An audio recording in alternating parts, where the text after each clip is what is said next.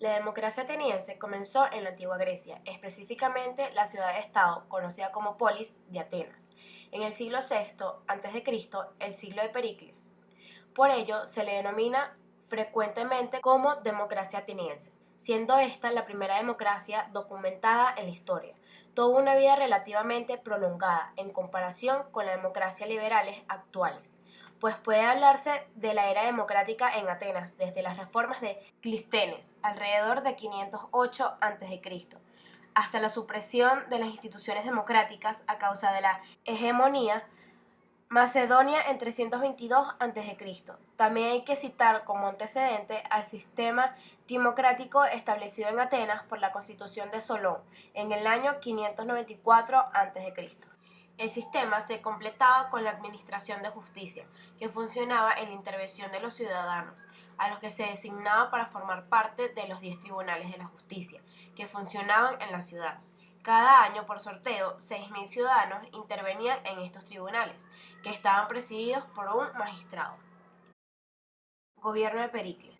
En este periodo, Atenas estuvo gobernada por 10 estrategas, o generales, que eran elegidos cada año por las 10 tribus de ciudadanos, y cuyo comandante supremo rotaba diariamente.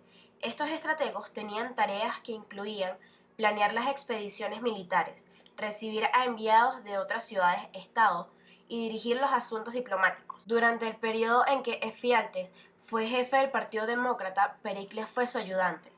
A Efialtes lo asesinaron sus enemigos personales, y fue entonces cuando le sustituyó Pericles, a quien en el año 445 a.C. nombraron estratego, cargo en el que se mantuvo hasta su muerte, en el 429 a.C., siempre por elección popular de la Asamblea. Pericles fue un gran orador, cualidad que le permitió obtener éxito con su palabra en la asamblea, exponiendo su visión de la política.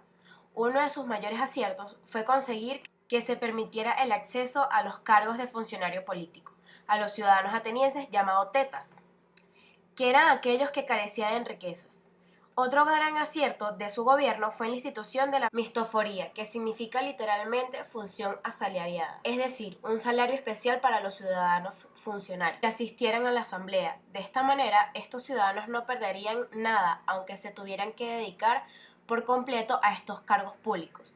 Con este sistema logró Pericles que la asamblea estuviera siempre llena de asistentes. Como gobernador de Atenas consiguió que esta ciudad llegara a ser la primera y la más importante del mundo griego. Adquirieron unas instituciones democráticas. El pueblo soberano se gobernaba a sí mismo, sin intermediarios, decidiendo los asuntos del Estado en la asamblea. Los ciudadanos atenienses eran libres y solo debían obedecer a sus leyes y respeto a sus dioses. Se consiguió la igualdad de la palabra en la asamblea. No desapareció las clases sensoriales por su poder, fue más limitado. Repartirían los cargos fiscales y militares, pero les era imposible distribuir los privilegios. El principio de la igualdad, otorgado a todos los ciudadanos, llevaba en sí el riesgo del fraude, ya que muchos de ellos eran incapaces de ejercer los derechos políticos, debido a su extrema pobreza o ignorancia. Para evitar esto, la democracia ateniense se aplicó la tarea de brindar su ayuda a los más necesitados de esta manera. Concesión de salarios a los funcionarios políticos, buscar y proporcionar trabajo a los pobres, otorgar tierras a los campesinos desposeídos, asistencia pública para los inválidos, huérfanos o indigentes, entre otras ayudas sociales más.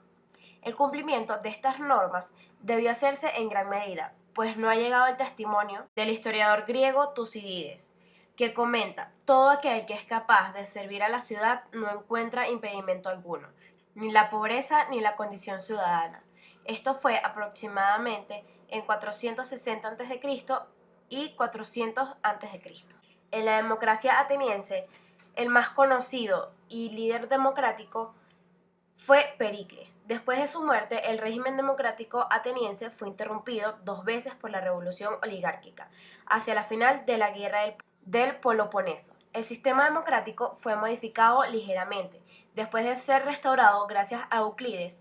De hecho, la mayoría de las descripciones detalladas del sistema datan de esta época y no del sistema original de Pericles. Fue suprimido por los macedonios en 322 a.C. Las instituciones atenienses se restauraron más adelante, pero es indiscutible hasta qué punto llegaron a suponer una verdadera democracia.